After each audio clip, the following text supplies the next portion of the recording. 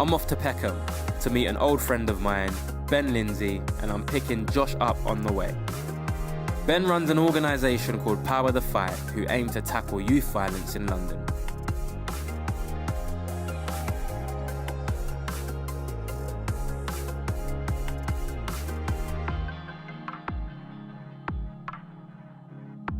Boys, what's the deal with you guys? How did you guys meet?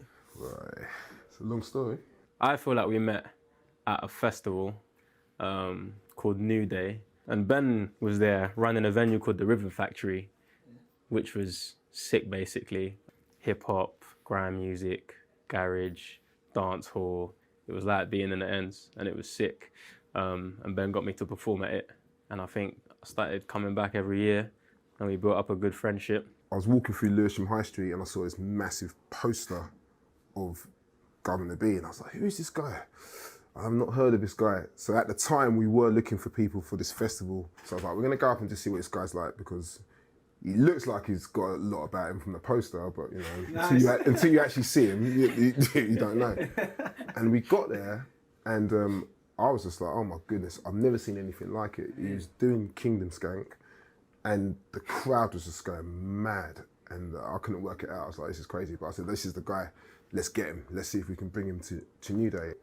You know, when you see a young people in general, the first thing you want is to make sure that they do flourish, they do grow, they do achieve everything they can do. And I just saw that in Isaac. I thought there's something very special here. So yeah, it was a pleasure, and it is a pleasure just to walk alongside him. But what are you up to now? We spoke about it a little bit on the way over here, but tell us about Power the Fight. Yeah, so I'm CEO of a charity called Power the Fight. We empower communities to end youth violence. It was set up in 2019, but the idea came in 2016, where unfortunately we lost 2 young people to youth violence, to knife crime in South East London. One young man called Marvin Yard, and I knew Marvin's family since like 2000, 2001, so known Marvin since he was 1 year old really. So for me, I was like, how do we empower the community to be part of the solution? So what do? We do 4 things. We train and equip anybody who's front facing with the issue of youth violence. So in the last 2 years, we've trained over 12,000 practitioners. We also got podcasts called Power Talks, where we interview some of the best practitioners, innovators across the country. We also give money to families who have been impacted by this issue. So we've given over £13,000 to 26 families in the last 2 years. And we've also developed this therapeutic service called TIP, Therapeutic Intervention for Peace, which works with young people, practitioners, and parents and carers who have been impacted by trauma. I'm a guy who just wants to see peace.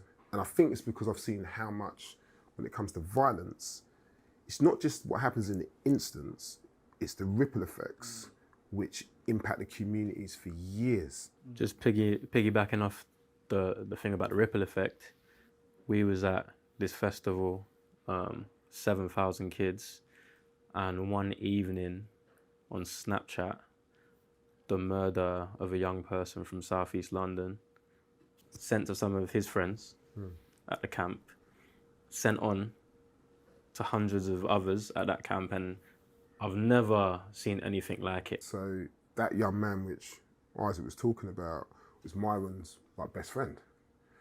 He did the eulogy at Myron's funeral. Wow. And then in that time, so Myron died in April, and then by August, he was murdered. I'm sure it's probably a painful experience, like the emotions that come talking about him, but would you just share your experience in that story? Yeah, so I was actually out of London at the time. So I was in Shrewsbury on holiday. And it was a bit of a funny one because my wife is always like, when we're on holiday, do not answer your phone. So his text came through from Myron's, we'll call him his stepdad, and was like, you need to call me. So I was like, no. And then it was like, I know you really need to call me. So when I phoned him, it was like, just straight up, Myron's dead. He's been stabbed. And So I was like, what? I couldn't get my head around it. It was just kind of, you know, when you hear words, but they don't resonate, they don't hit. It was just a really horrible time because you suddenly started seeing family members being impacted, but you start seeing young people being impacted. You saw the wider community being impacted. And mine was such a well-loved young person. But yeah, it was horrible. It was probably one of the most painful experiences I've had because I knew him and I know the family very well.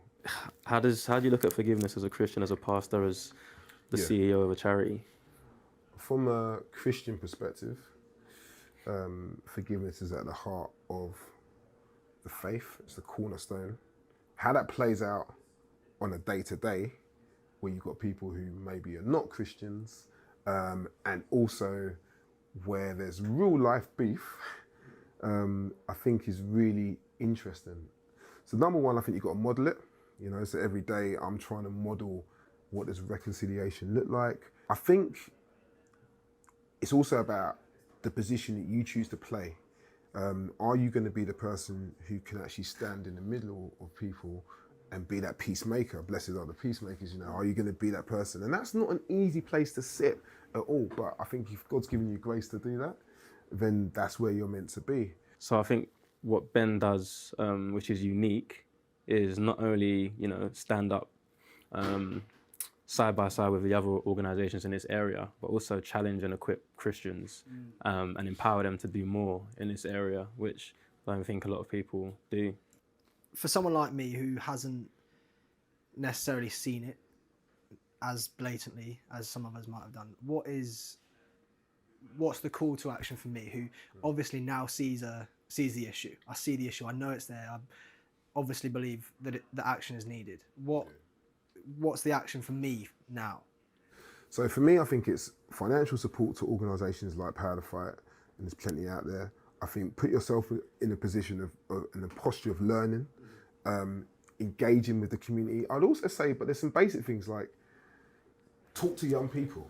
It's like all these little things. A friend of mine who's a white middle class woman recently said to me, I was walking past a load of black kids and I just smiled. And she said she heard them say, oh, did you see that white girl? She just smiled at us. We don't ever see that. Why was she smiling? And being a little bit kind of like suspicious.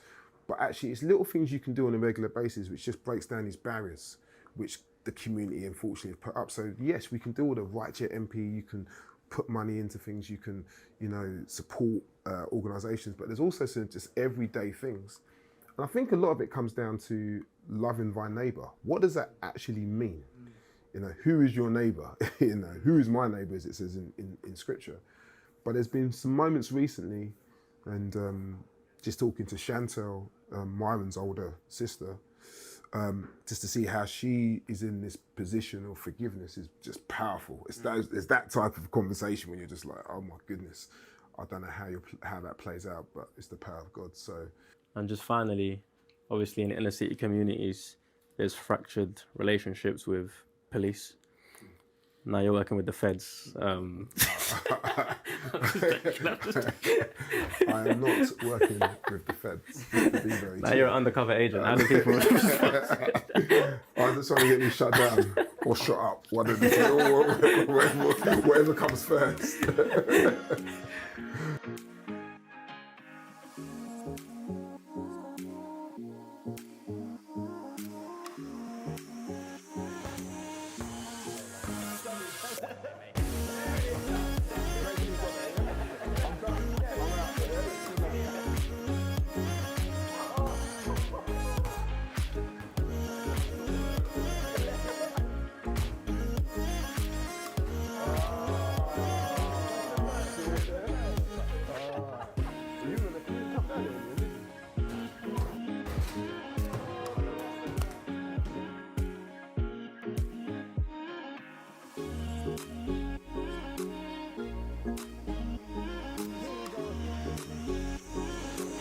Josh is on his way to meet Chantelle Gray, who Ben is introducing him to so they can hear her story.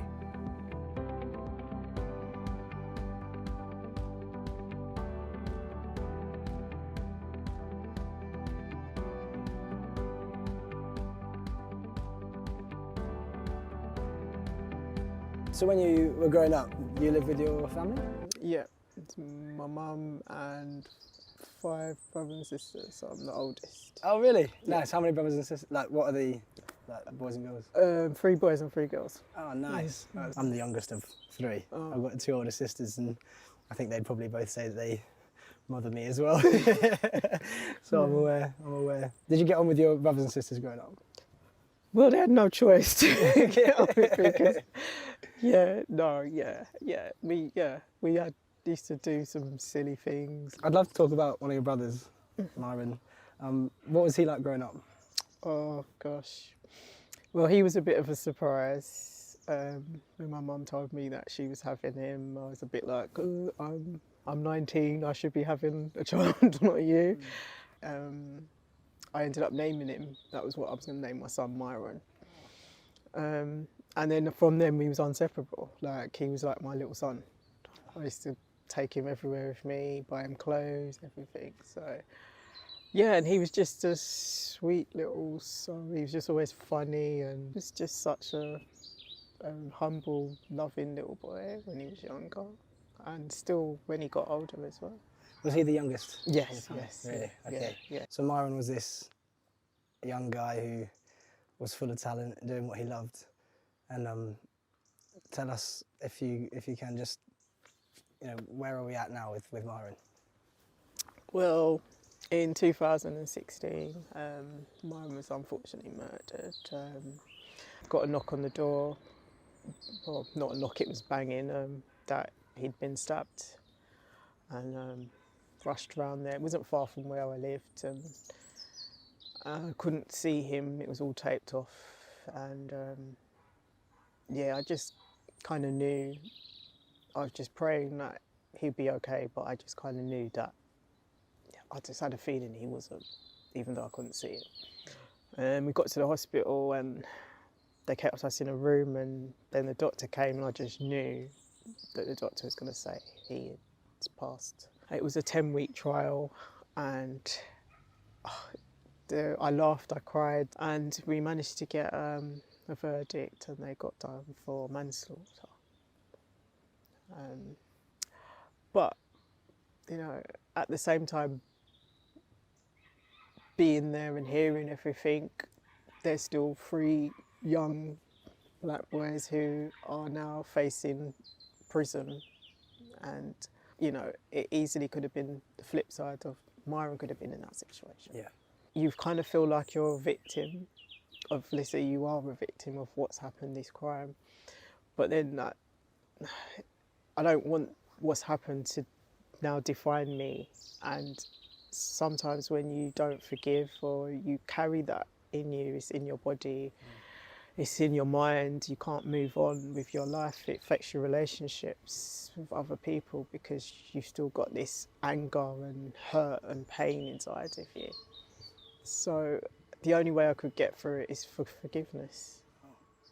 It's amazing to hear that you are able to forgive the people who have killed your brother. What does forgiving them look like in your life? Like, how do you go about forgiving someone like that? It's not an easy thing, and I don't think not every situation or not everyone can do it. It's a personal thing. But for me, it's because I was at the court case, seeing them. They're so young, and it's just like I kind of just put myself in other people's shoes, and like, how would I feel if this was me, if I was in their situation, and would I want someone to forgive me? It's amazing.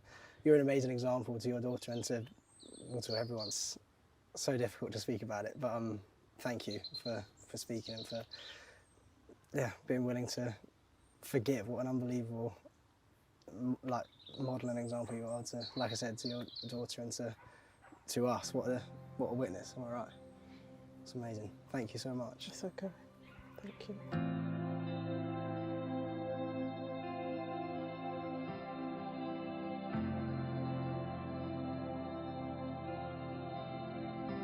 I don't know how you move past that.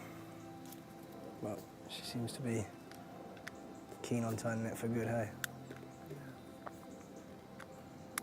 I think that it can only be a work of the Lord.